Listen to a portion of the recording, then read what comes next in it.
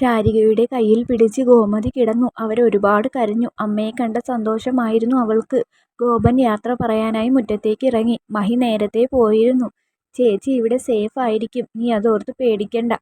എന്തെങ്കിലും പ്രശ്നം വന്നാൽ എന്നെ അപ്പോൾ തന്നെ വിളിക്കണം. ഞാൻ പോയെന്ന് ശാരിയോട് പറഞ്ഞേക്ക്. ഞാൻ വിളിക്കാം. വേണ്ട, അമ്മയുടെ കൂടെ ഇരിക്കട്ടെ. ശേഷം അവൻ കാറിന്റെ അടുത്തേക്ക് നടന്നു. അവൻ അവളെ ഇപ്പോൾ ഒരുപാട് സ്നേഹിക്കുന്നുണ്ട്. അവന്റെ മുഖത്തു നിന്നും അതറിയാം.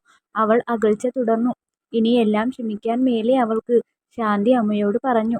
അനുഭവിച്ചത് നമ്മളല്ലല്ലോ, അവളല്ലേ. എന്റെ ശാരിക്ക് ഗോപന്റെ കൂടെ ജീവിക്കണമെന്ന് തോന്നിയാൽ മാത്രം അവൾ പോയാൽ മതി. എങ്കിലും അമ്മേ, ജീവിതം ഇനിയും മുന്നോട്ടല്ലേ. ഇഷ്ടമില്ലാതെ ഒരുമിച്ച് ജീവിക്കുന്ന ജീവിതമല്ലേ. അമ്മ കുറെ അനുഭവിച്ചതാണ്. അത് എൻ്റെ മകൾക്ക് ഏതായാലും വേണ്ട. ഗോപൻ എൻ്റെ അച്ഛനെ പോലെയാണോ? ഒരിക്കലുമല്ല. സമ്മതിച്ചു. ഏതായാലും അവൾക്ക് സ്വയം തോന്നിയാൽ മാത്രം ആ ബന്ധം. അവരുടെ സംസാരം അകത്തുനിന്ന് ഇരുവരും കേട്ടു. ഗോമതിക്ക് ഒരിക്കലും വിഷമം തോന്നിയില്ല. അവളുടെ അമ്മ പറഞ്ഞത് തന്നെയാണ് ശരി. നേരം ഏതാണ്ട് വെളുത്തു തുടങ്ങി. നിധി ഗേറ്റിനടുത്ത് ആരെയോ കാത്തുനിന്നു. ഇവനെ കാണുന്നില്ലല്ലോ. അവൾ വരിയിലേക്ക് നോക്കി. അപ്പോഴേക്കും ഒരു സ്കൂട്ടി അവളുടെ അടുത്തേക്ക് വന്നു. അത് അവളുടെ അടുത്ത് ചേർത്ത് നിർത്തി. അവളുടെ ഒരു സുഹൃത്തായിരുന്നു അത്. കിട്ടിയോ? ആം. അവൻ പോക്കറ്റിൽ നിന്നും ആ കവർ എടുത്തു. നിനക്ക് എന്തിനാ എലിവിഷം? അവനത് കൊടുത്തുകൊണ്ട് ചോദിച്ചു. വീട് മുഴുവൻ എലിയാടാ. ഇത്ര അത്യാവശ്യമെന്ന് പറഞ്ഞത് കൊണ്ട് ചോദിച്ചതാ.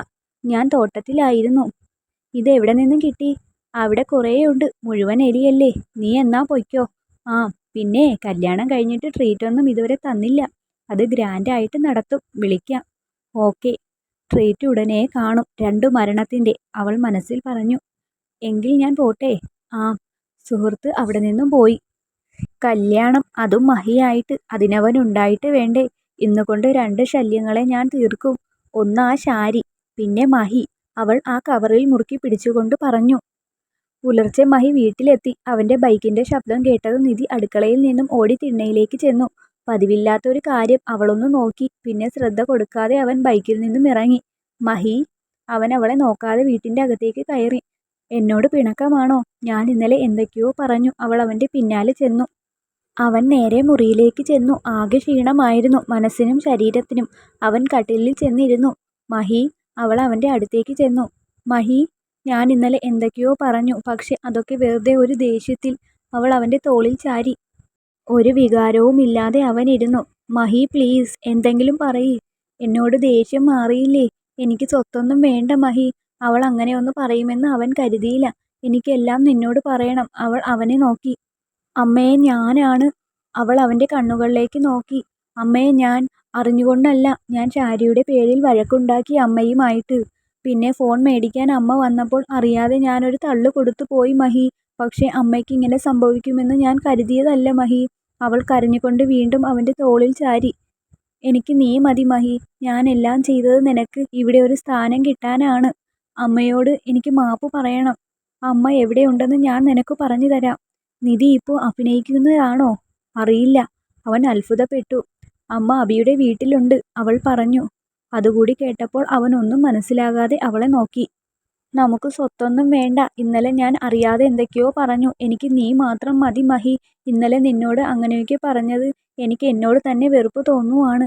അവൻ മനസ്സിൽ പോലും വിചാരിക്കാത്ത രീതിയിലുള്ള നീക്കമായിരുന്നു അവളുടേത്. അവന്റെ മനസ്സിൽ അപ്പോഴും അവളായിരുന്നു. അമ്മയെ നമുക്ക് ഇങ്ങോട്ട് കൊണ്ടുവരാം. ശാരിയെ ഞാൻ പോയി വിളിക്കാം. എനിക്ക് നീ മാത്രം മതി മഹി. എനിക്ക് നീ മാത്രം മതി മഹി. ഒപ്പം അവൾ പൊട്ടിക്കരഞ്ഞു. മഹിയിൽ നേരിയ ചാഞ്ചാട്ടമുണ്ടായി. എങ്കിലും അവനത് പ്രകടിപ്പിക്കാതെ ഇരുന്നു. ഇന്നു മുതൽ നീ ആഗ്രഹിക്കുന്നത് പോലെ ഞാൻ ജീവിക്കും മഹി. അവൾ അവന്റെ തോളിൽ നിന്നും തല ഉയർത്തി. ഞാൻ നിനക്ക് ചായ എടുത്തിട്ട് വരാം.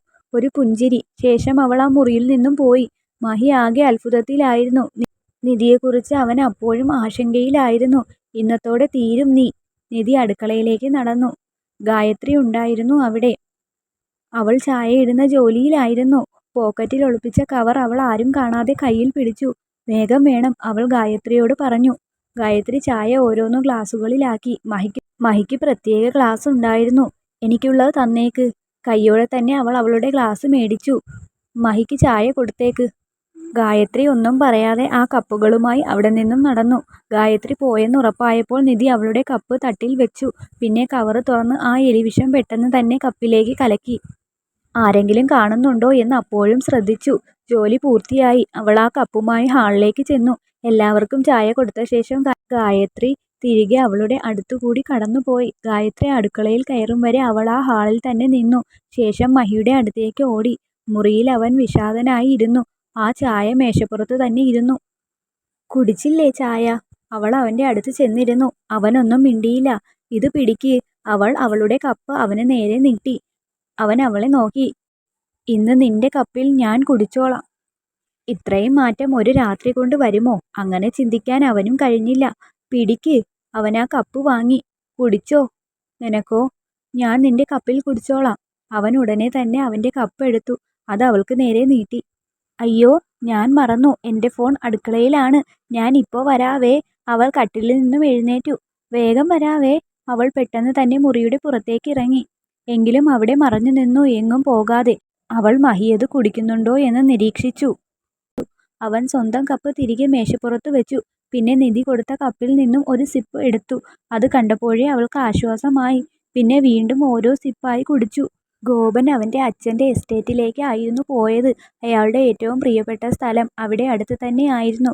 ശാരികയുടെ വീട്ടിൽ നിന്നും നേരെ പോയത് അങ്ങോട്ടായിരുന്നു. എല്ലാം ശരിയാകാൻ ഇനി ഇതേ മാർഗമുള്ളൂ.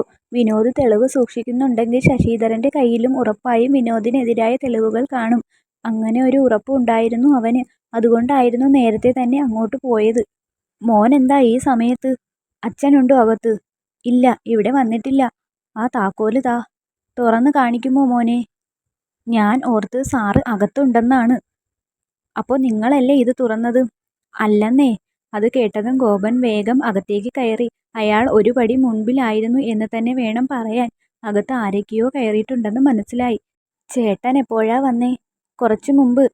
കാര്യമായി അരച്ചു പറക്കൽ നടന്നു കഴിഞ്ഞിരുന്നു. ഗോപൻ ഓടി അച്ഛൻ്റെ മുറിയിലേക്ക് ചെന്നു. പ്രതീക്ഷിച്ചതുപോലെ ആ മുറിയിൽ അലമാര തുറന്നു കിടന്നിരുന്നു. എന്തൊക്കെയോ വാരി വലിച്ച് നിലത്തിട്ടിരുന്നു. അയ്യോ മോനെ, അച്ഛൻ ഇവിടെ വന്നിരുന്നില്ലേ? ഇല്ല. വിനോദ് അങ്കിളോ? ഇല്ല. ഇനി ആരെങ്കിലും വന്നാലും ഈ അലമാരിയിൽ നിന്നും ഒന്നും കിട്ടാൻ പോകുന്നില്ല മോനെ. പേടിക്കണ്ട, അയാൾ ഒപ്പം കൂട്ടിച്ചേർത്തു. അതെന്താ? അവൻ അയാളെ നോക്കി. സാറിൻ്റെ പൈസയൊക്കെ താഴത്തെ ഗോഡൗണിലല്ലേ? ഏത്? ആ പഴയ? ആ, അത് തന്നെ. താക്കോലും അച്ഛൻ്റെ കയ്യിൽ തന്നെയാണ്. എങ്കിൽ ഉറപ്പായും അതിൽ തന്നെ കാണും തെളിവുകൾ. അത് തുറക്കാനല്ലാതെ പറ്റില്ലേ? ഇരുമ്പിൻ്റെ വാതിലാണ്. താക്കോല് തന്നെ വേണം, അല്ലെങ്കിൽ നമ്പർ ഇല്ലേ അടിച്ചു കൊടുക്കുന്ന അത്? അതായാലും മതി. പണ്ടെപ്പോഴോ അവിടെ പോയതാണ്. അവൻ സമയം കളയാതെ അങ്ങോട്ട് പോയി. ഒപ്പം അയാളും. അച്ഛനെ വിളിച്ചു ചോദിച്ചാൽ താക്കോല് തരുമല്ലോ. അത് വേണ്ട. സാറ് അറിയാതെയാണോ? എന്താ, പേടിയാണോ? എങ്കിൽ വിളിച്ചു പറഞ്ഞോ. ഏയ് കുഞ്ഞിനെ എനിക്ക് വിശ്വാസമാണ്. ഇരുവരും താഴേക്ക് നടന്നു. ഒരു വലിയ സ്റ്റെയർ ഇറങ്ങണം. ഓരോ ഭാഗത്തെ ലൈറ്റ് അയാൾ ഇട്ടു. ഇരുമ്പ് കൊണ്ടുള്ള അതിശക്തമായ വാതിൽ തന്നെ ആയിരുന്നു അത്. ഗോപന് കൂടുതൽ ആലോചിക്കേണ്ട ആവശ്യമില്ലായിരുന്നു. ലോക്കിൻ്റെ നമ്പർ ഏതായിരിക്കുമെന്ന് ഒരു ഊഹം കിട്ടി. ഇവിടെ അല്ലേ? അതെ. പിന്നെ കൂടുതൽ ആലോചിച്ചില്ല. ആ നമ്പർ അങ്ങ് അടിച്ചു. അവൻ്റെ ഊഹം തെറ്റിയില്ല. അത് തന്നെയായിരുന്നു നമ്പർ. ശശിധരൻ എപ്പോഴും പറയുന്ന ഒരു കാര്യമാണ് ഗോപൻ ജനിച്ച സമയം. അയാൾ എപ്പോഴും പറയും രാത്രി 9:30-ക്ക് കൃത്യം അവൻ ജനിച്ചെന്ന്.